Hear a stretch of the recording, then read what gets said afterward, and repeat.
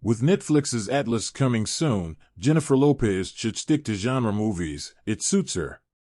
Last week, the trailer for Netflix's science fiction thriller Atlas hit the internet. The film stars Jennifer Lopez as a data analyst with a massive distrust of artificial intelligence whose mission to capture a renegade robot does not go as planned. We know very little about it from the trailer, but the visual effects look fairly enticing, and Jennifer Lopez seems highly invested in the material, just based on the 108 seconds we can see in the teaser. J.Lo has a diverse resume in show business. She's a recording artist and businesswoman with multiple brands she is affiliated with, and she is known to be a leading lady in countless movies, specifically rom-coms and/or dramas. So, have you ever noticed that she thrives really well in genre movies? Lopez became a star in the mid-1990s in the biopic Selena about the famous Tejano music star Celine Quintanilla Perez. From there, other roles came her way. But once in a blue moon, Lopez would take on roles in horror and science fiction, and the films she chose to be in oftentimes got overlooked. 1997's Anaconda is laughed at by many, but that hasn't stopped anyone from finding sheer enjoyment in watching Lopez and Ice Cube battle an evil John Voight and a giant anaconda in the Amazon jungle. It's one of the perfect horror/animal attack movies there is, and a major key player in the boom of films of the same sort of feel and subgenre in the late 1990s.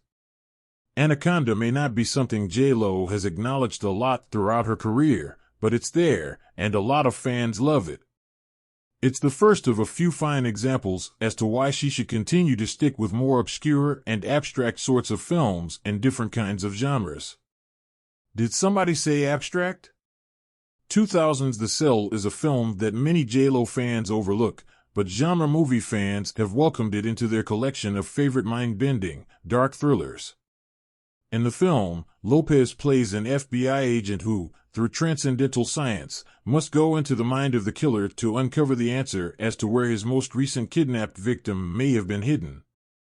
The Cell has out-of-this-world visuals that seem complex to the average viewer, but it's worth a watch if you are a Lopez filmography completist.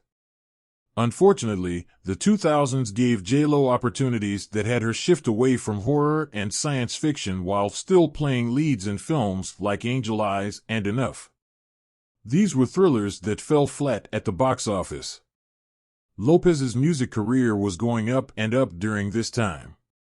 It was not until we got to 2015 that she starred in the Blumhouse-produced The Boy Next Door, a schlocky sexual thriller about a woman who sleeps with a younger man only to learn that the 18-year-old is a little psycho. It's a Lifetime movie turned up to 100 in terms of how it is presented. All of this being said, to get to this point, Netflix now has Atlas, a big-budget-looking sci-fi feature with J.Lo in the lead. Some internet banterers think it is an annoyance to see her in a movie like this. However, Lopez, in the few genre films she's acted in, has done quite well, held her own, and played her role like she respected the material she was working with.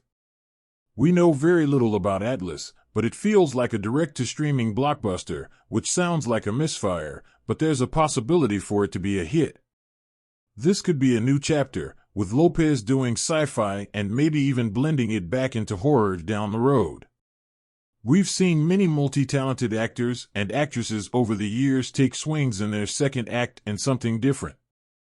The idea of Jennifer Lopez doing these kinds of films rather than rom-coms has always been there. It suits her, and it's time to explore it more.